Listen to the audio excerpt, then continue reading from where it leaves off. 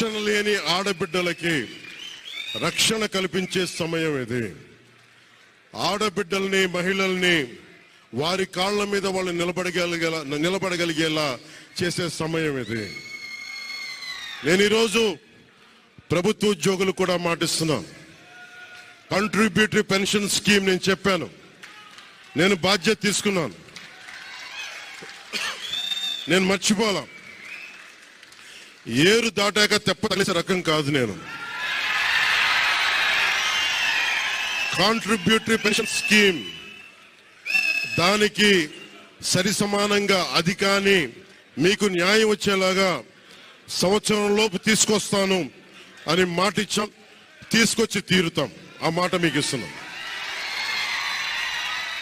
Mega DSC notification విడుదల చేయించే బాధ్యత మనం తీసుకుందాం. యువత విలవిల్లాడిపోతా ఉన్నారు, యువత నలిగిపోతా ఉన్నారు. మీ చదువులకి తగ్గ ఉద్యోగాలు కానీ, మీ స్కిల్స్ ని పెంపొందించి మీకు ఉద్యోగాలు కానీ, నేను మీకు చెప్తున్నా, నాకు చాలా పెద్ద బాధ్యత ఇచ్చారు ప్రజలు. ఈ రోజున మామూలు బాధ్యత ఇవ్వాల. గెలిచింది, పోటీ చేసింది 21, 2 పార్లమెంట్లు గెలిచింది 100%. కానీ బాధ్యత ఎంత ఉందంటే 175 సీట్లు మనమే గెలిస్తే ఎంత బాధ్యత ఉందో అంత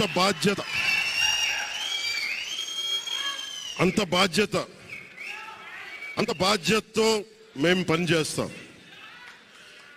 యువత నలిగిపోయి నేను మర్చిపోలేదు. ఆడబిడ్డలు ఇబ్బంది పడిపోయారు, మేము మర్చిపోలా. సగటు మధ్యతరగతి మనుషులు నలిగిపోయారు. రోడ్లు వెయ్యేలా గుంతలు వేశారు, అరాచకం చేశారు.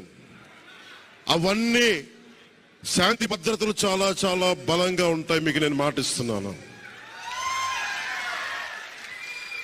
అతి తక్కువ వ్యవస్థల్లో రాజకీయ ప్రమేయం చాలా తక్కువ ఉండేలాగా, అధికారుల్ని వారి పని చేసుకునేలాగా ఈ ప్రభుత్వం ఉంటుంది, కూటమి ప్రభుత్వం ఉంటుంది. రైతుకి కష్టం వస్తే హక్కును చేర్చుకునే ప్రభుత్వం తప్ప తిరస్కారంగా చిన్నచూపు చేసే ప్రభుత్వం అవ్వదు మనకి ఈ కూటమి ప్రభుత్వం.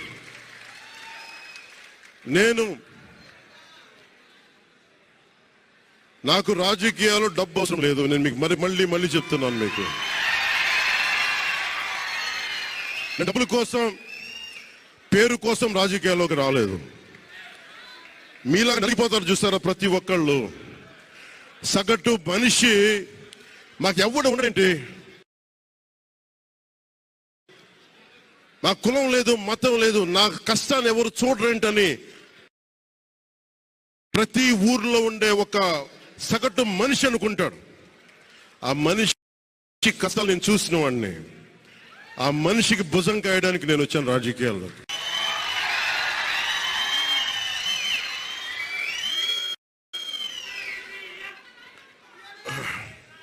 ఎక్కడికి ఓడిపోయాను 2019లో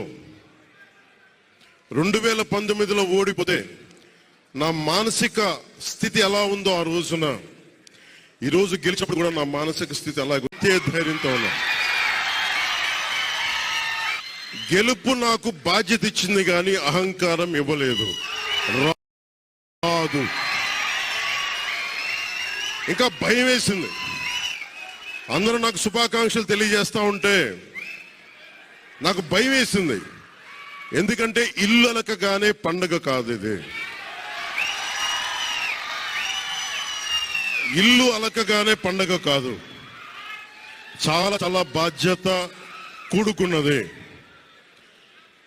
భీమవరం, గాజువాక 2 చోట్ల ఓడిపోయినప్పుడు ఈ రోజున ఇంతమంది ఉన్నారు. ఆ రోజున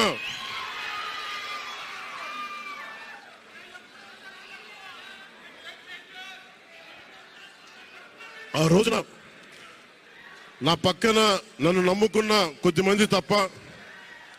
కానీ నాకు ఒకటే అనిపించింది, నేను పరాజయం చూసి భయపడను, ఓటమి చూసి భయపడను. ఓటమి నాకు బలం ఇస్తుంది, ఓటమి నాకు ఉత్సాహం ఇస్తుంది అనుకున్నాను. దేనికంటే నేను ఒకటే నమ్మాను. చిన్నప్పుడు తిరుపతిలో యోగా నేర్చుకుంటున్నప్పుడు ఒకటే నమ్మాను, ధర్మో రక్షితి రక్షిత అని. నువ్వు ధర్మాన్ని నమ్మితే ధర్మం రక్షిస్తుంది అని. ఎప్పుడో ఒక 30 సంవత్సరాలు ఇంకా ముందే 18-19 ఏళ్ళప్పుడు చదివితే ఈ రోజున ధర్మం కోసం నిలబడ్డాం. ధర్మం కోసం నిలబడితే ధర్మం ఈరోజు మనంటే నిలబడింది. అందుకని మనస్ఫూర్తిగా ఏ శక్తి అయితే కనిపించని ఆ పరాశక్తి, కనిపించని ఆ దేవుళ్ళందరికీ కూడా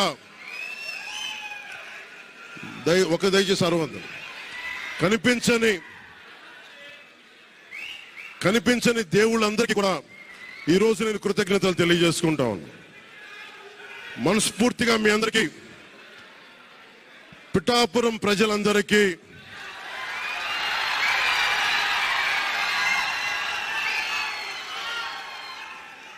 మీరు పిఠాపురం పురజనులకి, పెద్దలకి, ఆడపడుచులకి, అక్క చెల్లెలకి, యువతులకి, కథం తొక్కిన యువతకి, కథం తొక్కిన జన సైనికులకి, జనసేన నాయకులకి, తెలుగుదేశం నాయకులకి, తెలుగుదేశం శ్రేణులకి, తెలుగుదేశం నాయకులు వర్మ గారికి, వారందరికీ కూడా నా ప్రత్యేక కృతజ్ఞతలు తెలియజేసుకుంటా ఉన్నాను. మీరు పిఠాపురంలో పవన్ కళ్యాణ్ గెలిపించలేదు, కేవలం పిఠాపురం ప్రజలు పవన్ కళ్యాణ్ ఒక్కడిని గెలిపించలేదు, 5 కోట్ల మంది ప్రజల్ని గెలిపించారు. మీరు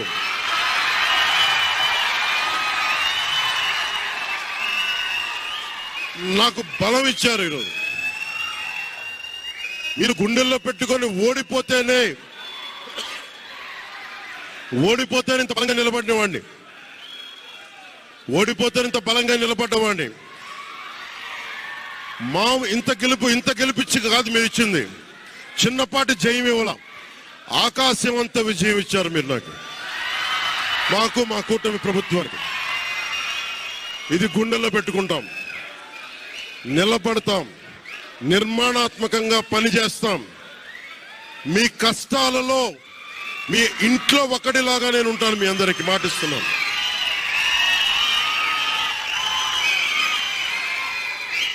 మీ ఇంట్లో ఒక్కడిగా, ఒకటే గుర్తుపెట్టుకోండి, మా ఇంట్లో మా కుటుంబ సభ్యుడు.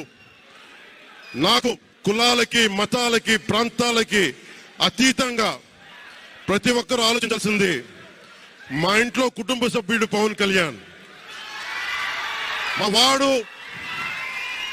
మా వాడు అసెంబ్లీలో అడుగు పెడుతున్నాడు, మా కష్టాల కోసం మాట్లాడతాడు, మా కష్టాల కోసం నిలబడతాడు. అది చేసి చూపిస్తాను. ప్రభుత్వం ఎలా ఉండాలి, అధికార యంత్రాంగం ఎలా ఉండాలి, రాబోయే రోజుల్లో మీకు అందరికీ చేసి చూపిస్తాం. మళ్ళీ ఒక 10 నిమిషాల తర్వాత మళ్ళీ వచ్చి మాట్లాడతాను. చంద్రబాబు గారు వచ్చారు, వారిని కలిసి మళ్ళీ వచ్చి మేము ఇద్దరం మాట్లాడతాం.